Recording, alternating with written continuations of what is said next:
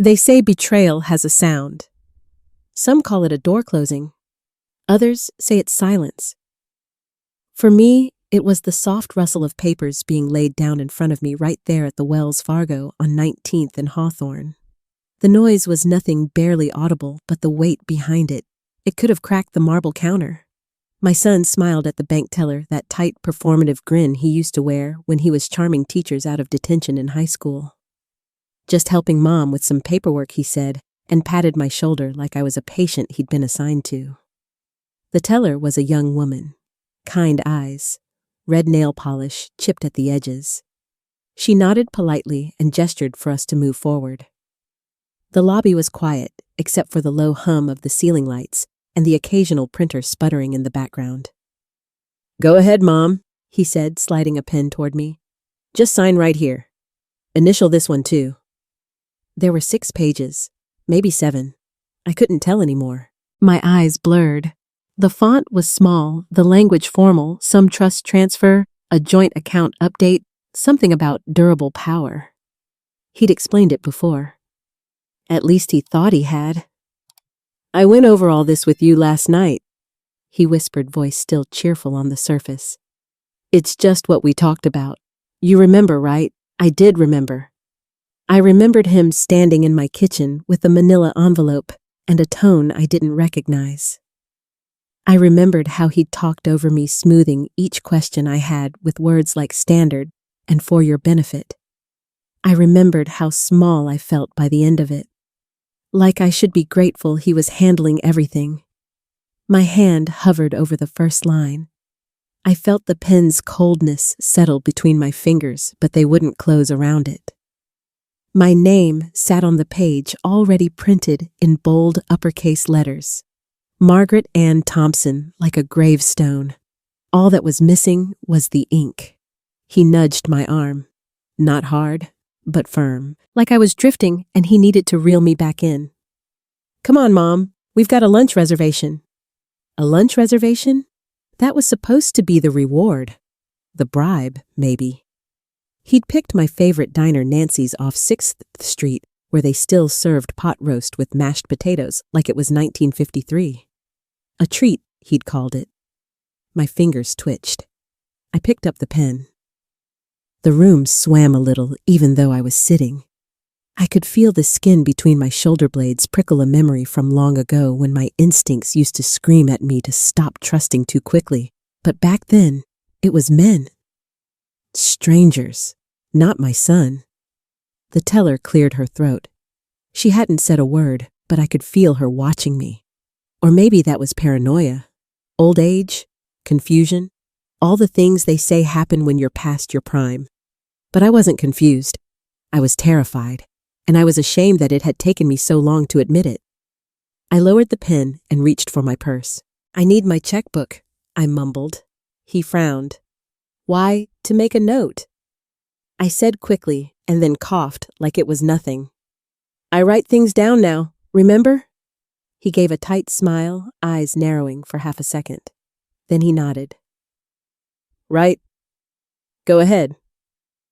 I opened the leather flap and pulled out my checkbook. My hands trembled so badly the edges fluttered like bird wings. I flipped past the blank checks and found the stub, the place where I usually wrote down the amount and the recipient. Instead, I wrote, "I don't want this." Not in cursive, not in shaky grandma script, in block letters. Firm. Just 4 words, but enough. I tore the slip and placed it on top of the stack of documents right beneath the pen. Then I looked up and met the teller's eyes. She read it. I saw her pupils shift slightly as they scanned the words. She blinked once, then looked back at me. Her expression didn't change, not outwardly, but something settled in her shoulders, like she'd just understood the real reason we were there. My son looked at her, then at me. "We good?" he asked. I didn't answer. The teller excused herself politely, said she needed to verify something with a supervisor. Her voice was calm, controlled. But I watched her hand close around the slip of paper as she turned. And I exhaled for the first time in weeks. I don't remember leaving the bank, not really. My son talked the whole way to the car about how inefficient banks are these days, how the younger generation doesn't know professionalism, how I'd just made things harder for myself. His voice was breezy, but underneath it, I could hear the tension. Like a rubber band stretched too far, one tug away from snapping. He opened the passenger door for me like a gentleman. I stepped in my knees, aching as always, and sat down without a word. He slammed the door shut just a little too hard. The car ride to Nancy's was quiet. He tapped the steering wheel at red lights, jaw tight. I stared out the window, watching people walk their dogs, kids on bikes, a woman juggling grocery bags, and a crying baby. Life moving forward while mine tilted. "Did you forget your medication today?" he finally asked, casually. I turned my head slowly toward him. "No," I said. He gave a soft laugh. "Okay, just checking. You've seemed a little off." There it was, the seed of doubt, gaslighting wrapped in silk. We pulled into Nancy's parking lot. I almost didn't get out, but I did, like I always do. I followed him inside like I'd followed him through years of half-truths and assurances. He ordered for me. I let him. Roast beef sandwich, no mustard. He remembered. Or maybe he never stopped performing. He spoke through the meal all charm again about how these bank delays are common, how the teller was probably new, how he'd already scheduled a follow-up. "It'll all be fine," he said, stabbing a fry into ketchup. "We'll take care of it next week." I nodded, chewed slowly, and smiled once when he looked up. That was the performance I'd learned. I'd played the role of good mother for decades. But underneath the table, I gripped my napkin until it tore. That night, I sat in my living room, staring at the photo of him at his college graduation. It was framed in walnut, dusted every Sunday. His smile, wide, proud, youthful, looked back at me like a stranger. I remembered the sound of the crowd, the weight of the camera around my neck, the lump in my throat. That day had felt like a reward for all the years I'd poured into him. The missed promotions, the double shifts, the nights I fell asleep with his science fair display half built in the garage. I had chosen to give him everything, and I had made that choice over and over again every day for 35 years. There was no father in the picture. He left when Ethan was 7, said he was too young for the burden. I told myself that was fine, that I could be enough, that being just us would bond us tighter. Maybe it had. Maybe it had taught Ethan that love came wrapped in obedience and silence. He never had to earn anything from me. I gave before he could ask. I thought that made me strong. I thought that made me loved. But now I was seeing it clearly. He hadn't grown into a man who protected me. He'd grown into a man who managed me. The little things came back first. Him opening my mail before I got to it, telling the pharmacy to call him instead of me, setting up an automatic payment plan that conveniently routed through his account. I thought he was being helpful, but helpful doesn't require secrecy. Helpful doesn't bruise your arm when no one's looking.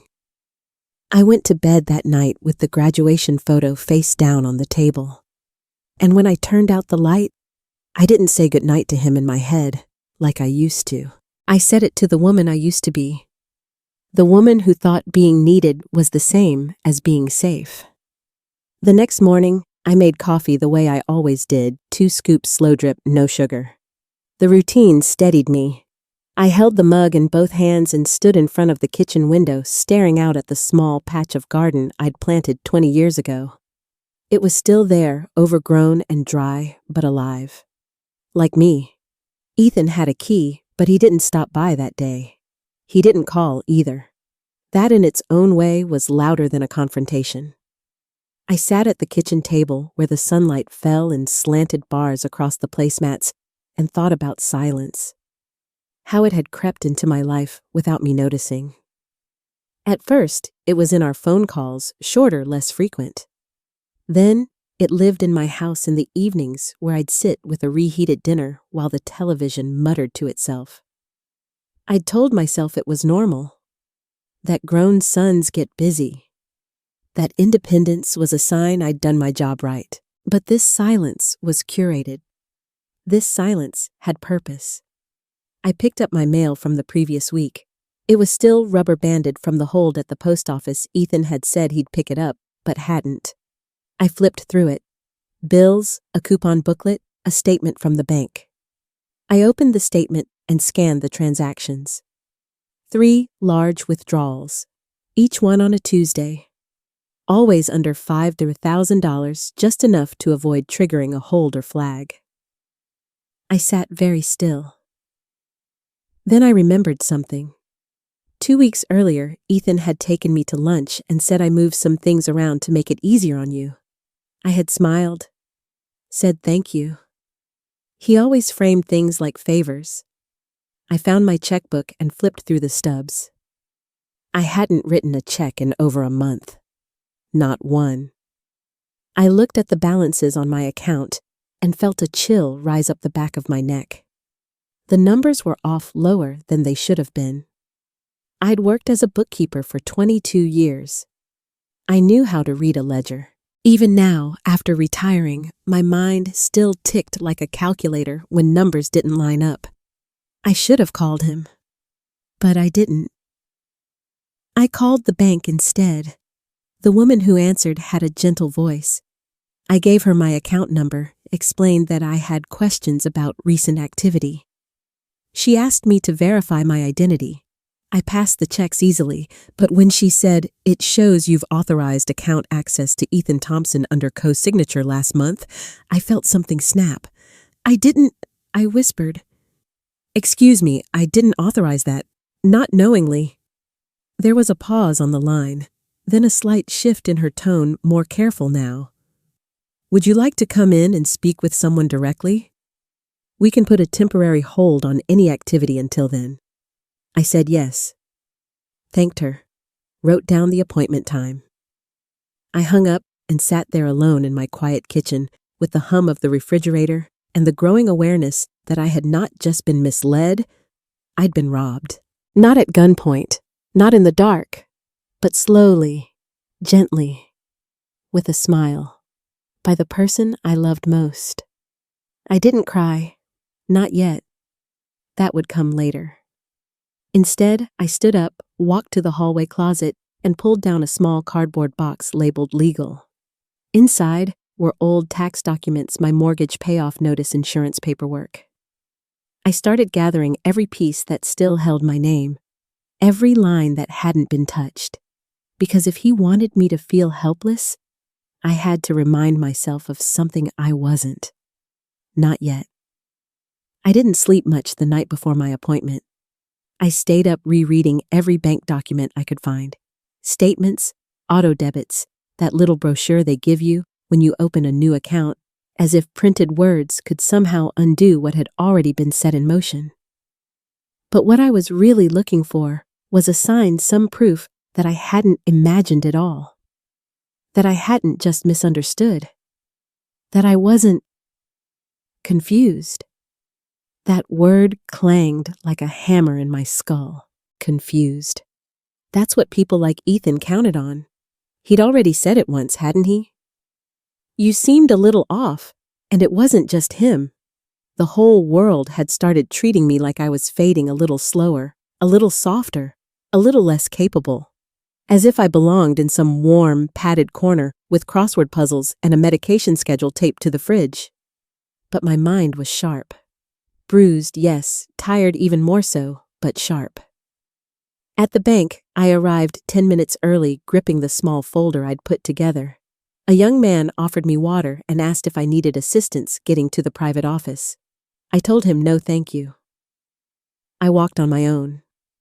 The woman waiting for me was different from the teller. Older, more practiced. She introduced herself as Ms. Daniels' bank manager. She spoke with the sort of slow clarity you use for someone who might not be tracking the conversation. I didn't blame her. That's protocol. But I stopped her after 2 sentences. "I'm not here for reassurance," I said quietly. "I'm here because my son tried to take everything." She studied me for a long moment. Then she nodded and closed the door. I handed her the note I'd written at the counter, the one the teller had discreetly returned to me, folded into a blank envelope. "I don't want this." She opened it, read it, and nodded again. Then she began typing. That was the first moment I felt it not power exactly, but traction. Like my feet had finally landed on something solid. Ms. Daniels asked if I'd knowingly signed the durable power of attorney form. I said no. She asked if I was in sound mind and wished to revoke it. I said yes. There's a kind of stillness that comes when you finally say the thing out loud, when you break the illusion you've been preserving not just for others, but for yourself. I had defended Ethan for so long. To friends, to neighbors, even to my own doctor. "He's just stressed," I'd say. "He means well." But now, sitting in that small beige office with fluorescent lights bouncing off file cabinets, I said it plainly. He exploited me. The bank launched what they called a protective account hold. Ms. Daniels explained that they were obligated to report suspected elder financial abuse under federal banking laws. She offered to help me draft a statement and put me in contact with an elder law attorney. She used words like restitution and legal pathway. I wasn't sure what all of it would mean yet, but I nodded.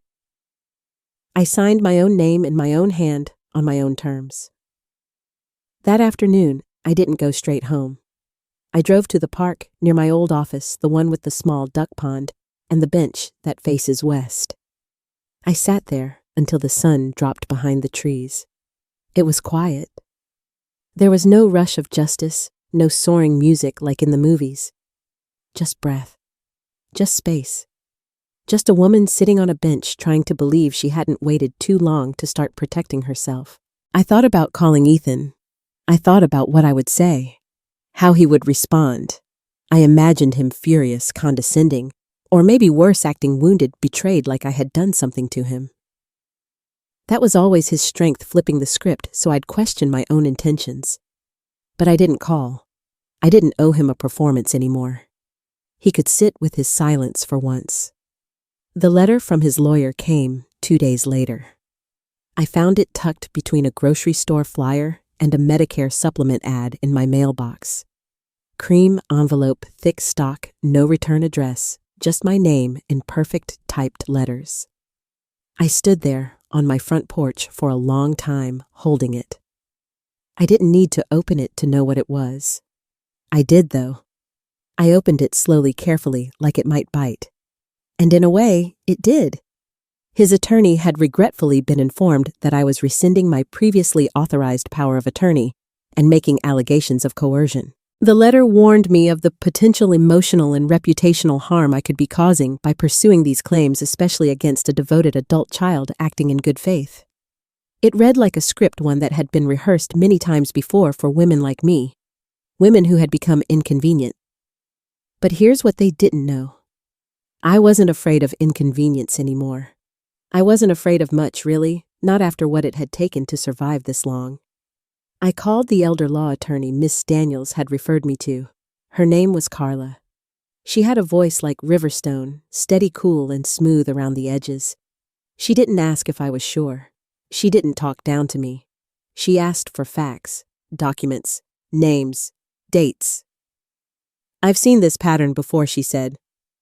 "We'll file a revocation of power of attorney immediately and place a temporary conservatorship flag on your accounts. But I need to know, are you ready for this to get ugly?" I paused. "I think it's already ugly," I said. "I'm just finally looking at it." That night, I couldn't sleep again. But I didn't lie awake. I got up. I walked through the house, touching the backs of chairs, the picture frames, the worn patch on the carpet in front of the sink. All the things that were still mine. At around 3:30 a.m., I found myself in the hallway staring at the closet where I kept the baby blanket I'd saved from when Ethan was born. I pulled it down from the top shelf.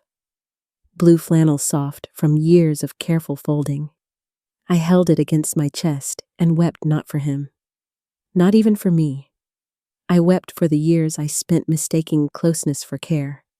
I wept for the version of myself who thought loyalty could be bartered into love. The next morning, I didn't answer when he called. Later, I listened to the voicemail. His voice was calm. "Hey, Mom. Listen, I don't know what you're thinking right now, but I think you're really confused about what happened.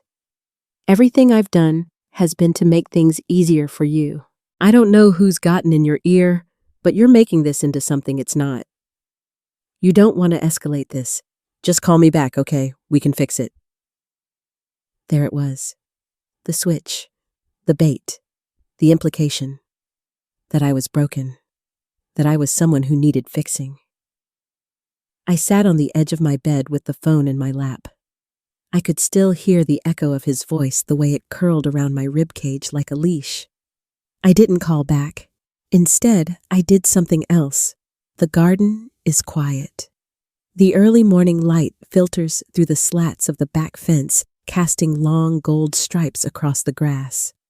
She kneels slowly, knees stiff, hands pressing into the cool soil. A ceramic pot half filled with dirt waits beside her. She picks up a trowel, slides it into the bag of potting soil, lifts, pours. The earth settles with a dull sound. A tray of seedlings sits nearby, petunias, their leaves trembling slightly in the breeze. She reaches for one, cradles, it lowers it into place. Her hands move without urgency, without hesitation. Just purpose. Birdsong rises faintly in the distance. Somewhere a dog barks. Her face is unreadable. Not angry, not triumphant, just still. The final seedling is planted. She presses the soil gently around it with her palms. Dirt under her nails. Breath steady. She sits back on her heels, looks up at the sky. Eyes closed. A long exhale. That afternoon, I changed the locks. It felt strange at first, like a betrayal. But then I remembered he'd already betrayed me. All I was doing now was catching up to reality. The locksmith was polite, didn't ask questions, didn't make small talk. He finished quickly and handed me the new keys, and I held them like they were something sacred. That night, I put one of the new keys on my ring and tucked the spare into an envelope marked with today's date. I placed it in the top drawer of my nightstand beneath the prescription bottle I no longer needed to take. It felt like I was marking the beginning of a new ledger. Not financial, emotional. Everything I lost. Everything I kept. Everything I reclaimed. Carla called the next day to confirm that the revocation had been processed and formally filed. Ethan had been notified. The account was under protection now, and the bank had flagged past withdrawals for investigation. If enough coercion could be demonstrated, the funds might even be restored. "It's going to get messier before it gets clearer," she said. "But you're protected now." Protected? I hadn't felt that word apply to me in years. Later that evening, I got another voicemail from Ethan. This one shorter, sharper. "I don't know what you think you're doing, but this isn't going to go how you think. You need to stop." No greeting, no mom, no warmth. Just threat thinly veiled in frustration. I deleted it. I didn't need to archive it. The real record was being kept somewhere else now, in the documents Carla was collecting in the forms filed with the court. In the quiet evidence building like sediment. I wasn't the only one keeping score anymore. Still, I braced for him to show up. I moved the mailbox key just in case. Double-checked the side gate. I told my neighbor Sandy what was happening, not every detail, but enough. Her mouth tightened when I told her. "You want me to keep an eye out?" she asked. "Yes," I said, "and if he comes by, don't let him in. Don't let him talk his way in." Sandy had a daughter who'd been through something similar, so she didn't ask why. She just nodded and went back to watering her roses. That night, I watched the hallway from my bedroom like it might breathe. I wasn't scared exactly, just alert, like something had been unzipped in my life and I was waiting for the wind to find it. I sat on the edge of my bed and opened the shoebox I'd kept under it for years, not the one with the baby blanket, the other one.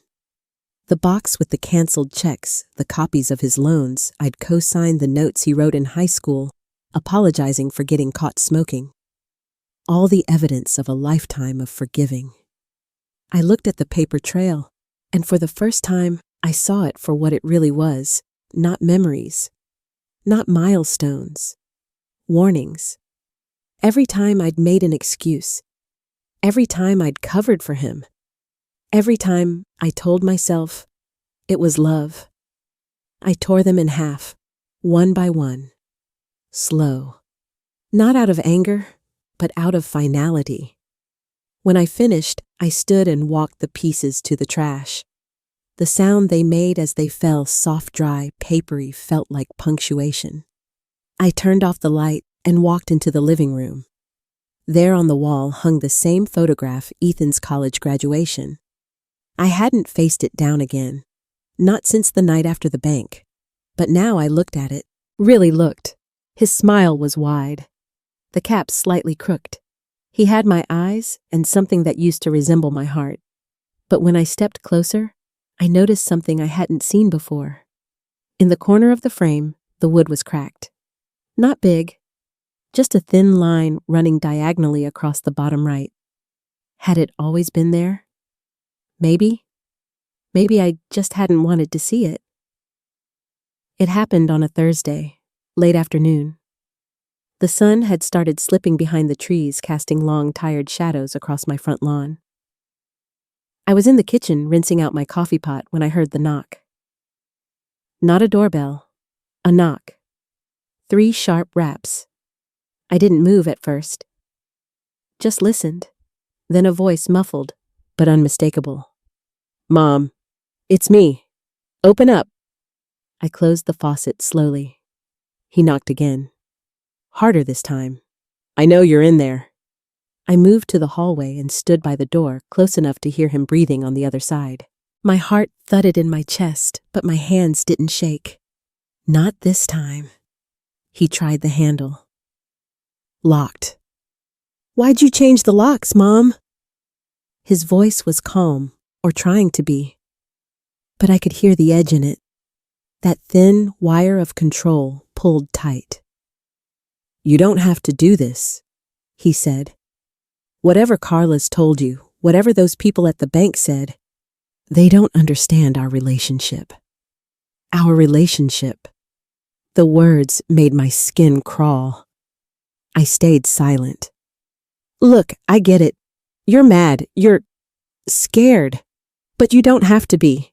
I'll come in, we'll talk, and I'll explain everything. You'll see." I still said nothing.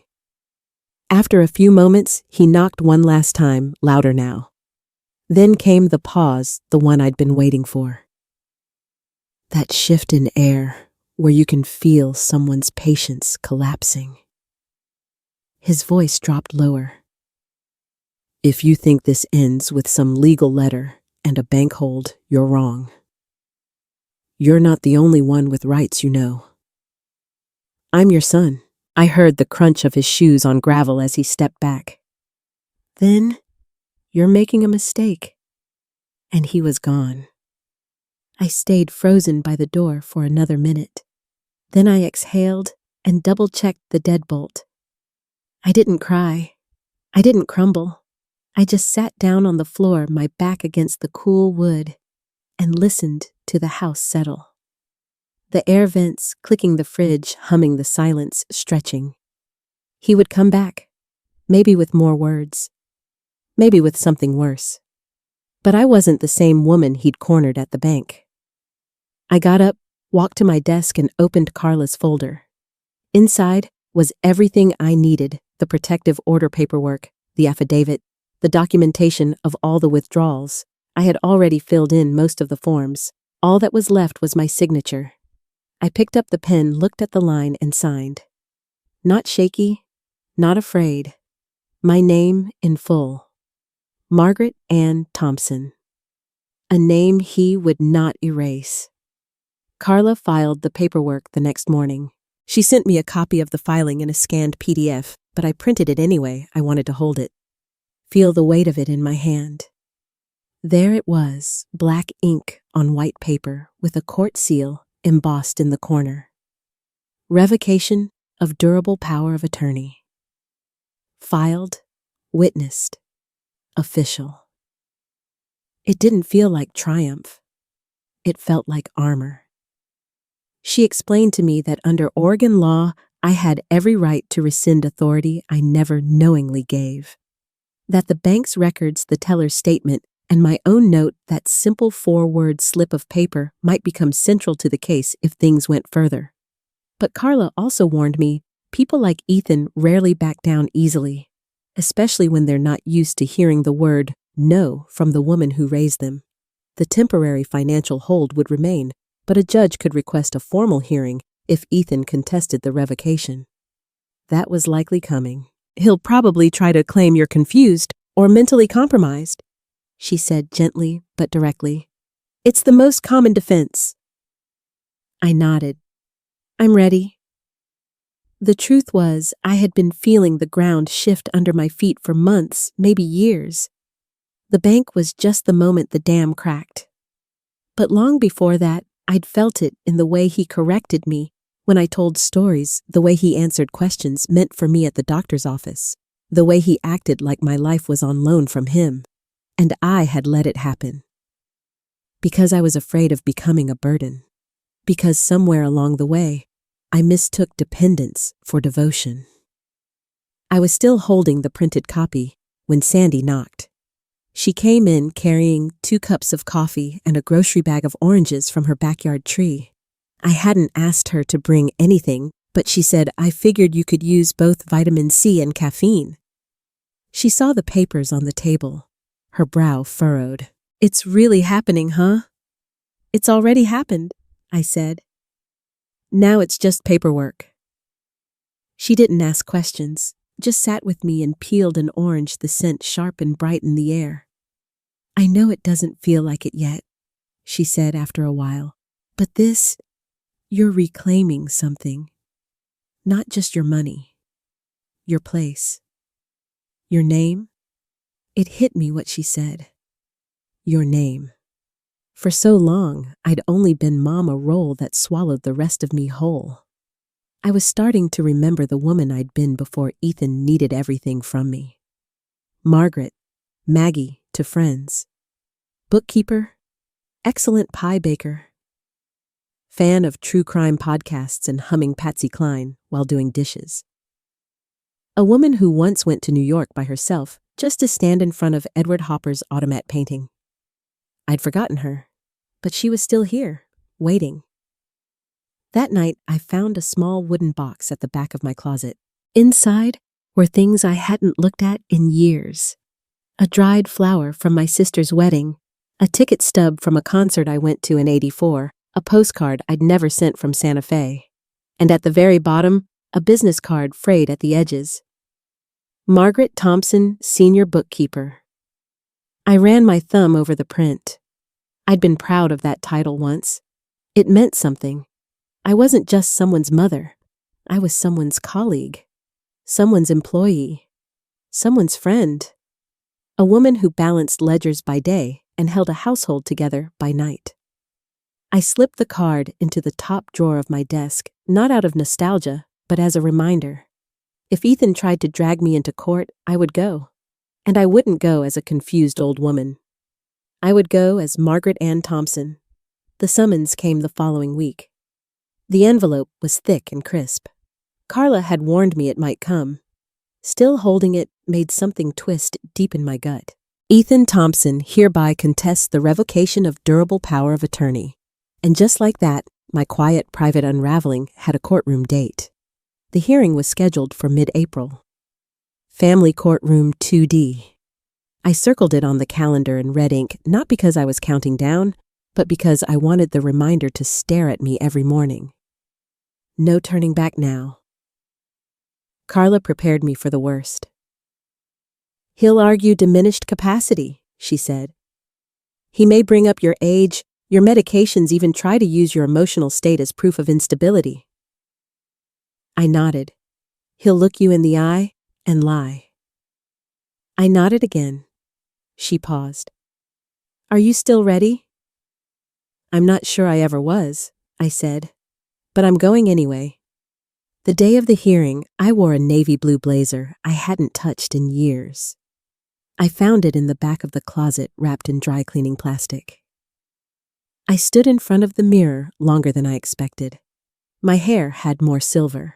My jaw had softened. But my eyes, they looked sharper than they had in years. Carla met me outside the courthouse. Her presence was a kind of armor. We walked in together, my heels clicking with quiet authority against the polished floor. Inside the courtroom, I saw Ethan before he saw me. He was seated beside his attorney, a man too young to understand the difference between manipulation and advocacy. Ethan looked tired, angry, but still clean-cut, still rehearsed. When he turned and met my eyes, he smiled the same practiced smile he'd used at the bank. I didn't smile back. The hearing began. His lawyer went first, spinning a version of me that barely resembled reality. A woman in cognitive decline, increasing forgetfulness. A close and caring son doing his best. I sat still, expression neutral. I'd spent my whole life being told not to make a scene. This time, I would let the scene make itself. Then it was my turn. Carla guided the questions. I answered clearly, slowly, with every ounce of truth I had left. I talked about the bank visit, about the teller, about the note, about the withdrawals I hadn't authorized, the pressure, the silence, the erasure of my voice in my own financial life. I didn't cry. I thought I might, but I didn't. I saw Ethan shift in his seat as I spoke, his jaw tight, his foot tapping under the table like it always did when he was cornered. Then Carla presented the note itself, the original slip of paper.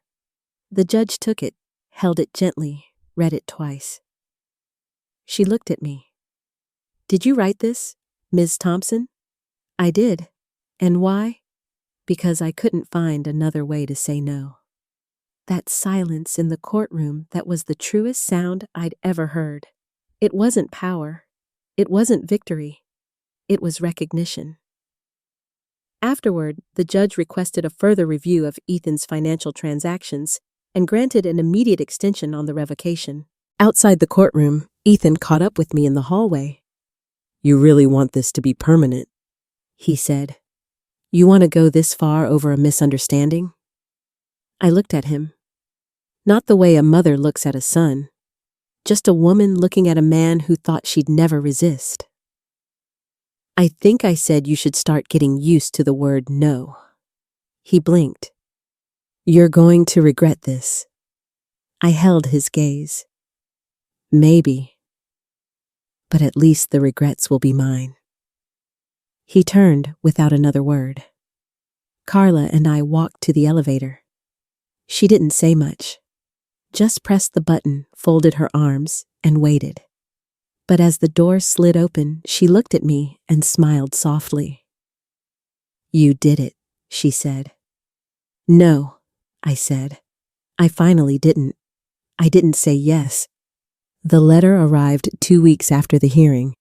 This time, it wasn't on heavy stock paper or tucked behind legal language. Just a standard envelope, a simple letterhead. I opened it at the kitchen table with a pair of dull scissors and a slow breath. R.E. Formal termination of disputed power of attorney. The court had ruled in my favor. The revocation was upheld. Ethan no longer had access to my accounts, my medical records, my life. The withdrawals he'd made were flagged for restitution review. A formal investigation would follow. It wasn't dramatic. There were no fireworks, just 4 paragraphs of clean-clipped legal sentences. But reading them felt like pulling thorns from my skin one by one, finally free. I sat there staring at the letter, the sun pouring across the table the same way it had the day I first called the bank. The house was still quiet. But this silence felt different now. Not hollow, not like an echo of absence. It felt earned. I poured myself a cup of tea and carried it out to the garden. The petunias had taken root. Their purple blossoms opened wide in the morning light, tender but defiant. I knelt beside them, ran my hand across the soil, and breathed in the scent of something real. Something that asked nothing of me. No one called that day. No one apologized, and that was fine. I didn't need closure from Ethan. I wasn't expecting guilt or shame or some last-minute awakening. What I needed was space, a life no longer shrinking around his control. Later that afternoon, I drove myself to the library for the first time in months. I checked out a book, sat in the corner window chair with a copy of The Price of Salt in my lap, and my purse tucked safely by my side. I used to bring Ethan here when he was small. He'd wander the aisles with wide eyes and too much energy. I remembered helping him pick out books on dinosaurs and race cars. I remembered the way he used to lean against me while I read to him, small and trusting. That boy was gone now, and I had mourned him long enough. I wasn't sure what I would say if he ever tried to make amends. Maybe nothing, maybe something short, but I knew I wouldn't go back, not to the version of motherhood that had asked me to disappear. That night, I wrote a list in the back of an old notebook. I titled it, Things I Still Own. 1. My home. 2. My name. 3. My voice. 4. My time. 5. My garden. 6. My memories, the true ones. 7. My future small but mine. I stared at the last item for a long time. It wasn't a grand future. I wasn't chasing reinvention. I didn't need a new city or a new identity. I just wanted peace. A quiet home. A morning that belonged only to me. And maybe someday, someone who looked me in the eye and didn't see a woman to manage, but a woman to sit beside. I folded the notebook closed, turned off the lamp, and climbed into bed. That night, I slept. Really slept. The next time Ethan reached out, it wasn't a phone call. It was a letter, handwritten, no return address, just my name on the envelope in his unmistakable scrawl, the same crooked capital M he used when he was in 3rd grade. I stared at it for nearly an hour before I opened it. Not because I was afraid of what he'd say. I just needed to know I was opening it for the right reasons, not for guilt, not for grief, not for hope. Inside were 3 pages, ink smudged in places, angry in others. No salutation, no "Dear Mom." He started with justification, said he only ever wanted to help, that the money was never stolen, just reorganized. He said the bank had twisted things, that Carla had filled my head with fear, that I was being used as an example in some elder rights crusade. He said I should be ashamed of how I treated my own son. But halfway through page 2, the tone cracked. He wrote, "You were supposed to trust me. You were supposed to know I'd never let you fall. You were supposed to need me." And there it was, the truth buried in his disappointment. This had never been about care. It had been about control. I wasn't supposed to challenge him. I wasn't supposed to reclaim anything. I was supposed to stay quiet, compliant, small. He closed with, I don't know what happens now, but I hope you think about what you've done.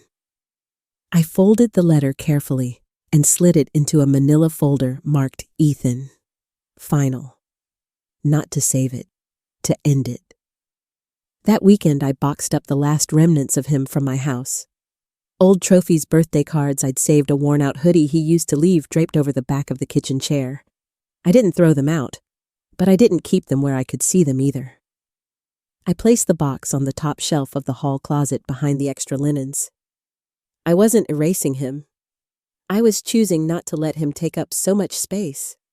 Carla called the next Monday to let me know restitution was being finalized. Some of the withdrawn funds would be returned. The rest might be tied up in legal disputes. She asked if I wanted to pursue civil charges. I told her no.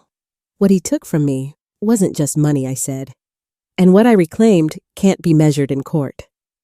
She was quiet for a moment. Then she said, "That's probably the most powerful thing I've heard all year." I smiled, not because I was proud, but because I was finally clean of it, of the need to be understood, forgiven, even loved by someone who had long stopped seeing me as a person. That evening, I sat on my back porch with a glass of lemonade and the scent of late spring lilacs floating in the air. The wind was soft. The light stretched long across the yard, and for the first time in years, I did something I hadn't allowed myself to do in a long while. I imagined a future, not a grand one, not the movies, just one where I woke up and nothing hurt, where I spent mornings in the garden, afternoons at the library, evenings listening to Billie Holiday while baking lemon loaf for no one in particular. A life where peace wasn't earned through sacrifice, but chosen simply and steadily, one boundary at a time. Ethan would go on living his life, and I would live mine. No apologies, no explanations, just quiet distance. The kind that protects, not punishes. I keep the note in my jewelry box now, folded carefully tucked beneath the pearl earrings I wore to my sister's funeral. It's yellowed just slightly at the edges, the slip of paper from the bank, the one that said, "I don't want this." I never framed it, never showed it to anyone. It's not a trophy. It's a timestamp. The moment I remembered who I was, and more importantly, who I wasn't anymore. Sometimes I touch it in the mornings just for a second, as if to remind myself I didn't imagine it. I said no. I meant it, and it mattered. The house is different now. Not because I moved the furniture, I didn't, but because the air feels clearer. The silence no longer presses. It rests. I've started humming again while I cook. I answer the phone when I want to. I go to the grocery store with a small list and take my time. I even planted tomatoes this year, something I hadn't done since before my arthritis got bad. I brace myself on the edge of the garden bed to get down, laugh when I can't get up without grunting. It's not graceful, but it's mine. Last week, Sandy came over with a pie plate and a bottle of red wine. We sat on the back porch until the bugs started dancing in the porch light, swapping stories about things we hadn't told anyone in years. At one point, I told her the whole truth, not just about Ethan, but about how long I'd been disappearing inside my own life. She didn't say anything at first, just poured another glass and said, "I see you now." It nearly broke me, in the good way, and I started thinking, maybe that's what all this was really about. Not just protecting my money, not even protecting myself from him, but reclaiming visibility. Being seen again, not as someone's dependent, not as an aging shadow in someone else's story, but as the lead in my own. I still have bad nights, dreams where he shows up with papers and smiles and lies. Sometimes I wake up with my jaw clenched so tight I can feel it for hours. But then I walk to the kitchen, make coffee, open the window, and feel the morning air fill the room. I remind myself I'm not there anymore. Ethan hasn't contacted me since the letter. Part of me expects he will someday, maybe when he needs something again. But I'm no longer living on that edge, waiting to be asked, waiting to say yes, waiting to vanish for someone else's convenience. If he calls, I may not answer. If he shows up, I may not open the door. That choice is mine now. A few days ago, I wrote something in the back of my notebook beneath my list of things I still own. It wasn't a to-do list. It wasn't a warning. Just a line I wanted to carry forward. My peace is not negotiable. Not for love. Not for family. Not even for forgiveness. Just before bed, I took the checkbook from the drawer and tore out the last blank slip. On it, I wrote something new. I know who I am. Then I tucked it beside the first note. 2 lines, 2 moments. A beginning and an afterward. There's a stillness in the mornings now that feels different. Not like waiting, not like loneliness, more like a home finally breathing on its own. I sit by the window with my coffee watch, the light shift through the trees, and let the quiet stretch. I used to fill these silences with chores or television or calls to Ethan, any noise to drown the ache of being irrelevant. Now I let it linger. Let it settle. Silence, I've learned, isn't emptiness, it's ownership. The bank never called again. The court never did either. The restitution came in slow, careful installments. Partial amounts enough to pay the property taxes early and replace the washing machine I'd been nursing along for 8 years. I didn't spend the rest. It sits there now, like a moat, not wealth, but distance. Enough to keep the wolves back. I still walk past the closet where his box is stored. Some days, I forget it's there. Others, I pause. Not out of longing, not out of pain, just to remember how close I came to being erased. And how quietly I chose not to be. The garden has taken to itself again. The petunias bloomed into something unruly, stubborn like me. The tomatoes took longer. But the vines are thick now, leaning hard into the trellis like they've earned their place. I haven't heard from Ethan in months, and I don't expect to. I don't imagine a phone call. I don't rehearse a final confrontation or some dramatic apology. The kind of ending I needed already happened, not with his voice, but with mine. Not in a courtroom, in a bank. With a scrap of paper and a shaking hand that remembered how to say no. If I am remembered for anything, I hope it's not for what I endured.